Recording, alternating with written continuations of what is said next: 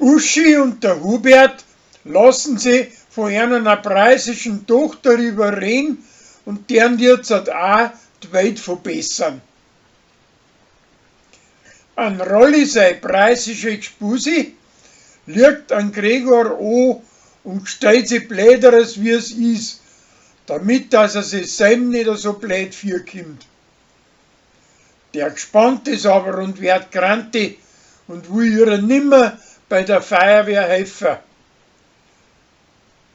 Wie er aber nachher gar keine Medizin braucht für einen Lenz, hilft sie ihm gleich. Und so werden's wieder gut. Für einen guten Zweck möchte der Landrat Beuteln versteigern. Und der Sascha malt auch eins dafür. Das gefällt aber den anderen gar nicht. Und drum malt er nur ein zweites, und zwar aus Kurträg. Am Ende nachher bringen die zwei Beuteln mehr Tiritare als wir alle anderen.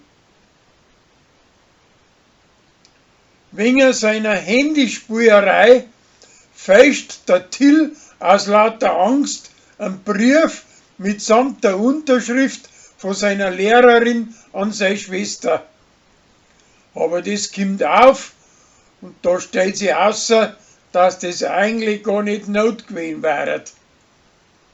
Danach nimmt Tina sein Handy weg, damit dass er das Spielen aufhört. Am Schluss kriegt er es aber wieder zurück, weil er nicht mehr so scharf ist aufs Spielen.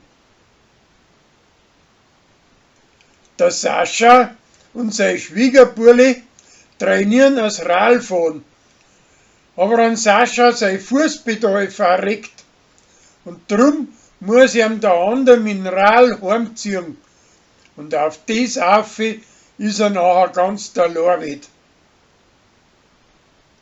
Das Hummerl bildet ihm ein, dass es wieder voll gesund ist, ohne dass er sich vom Doktor untersuchen lässt und fängt am Vogelhof wieder voll das Werkeln an.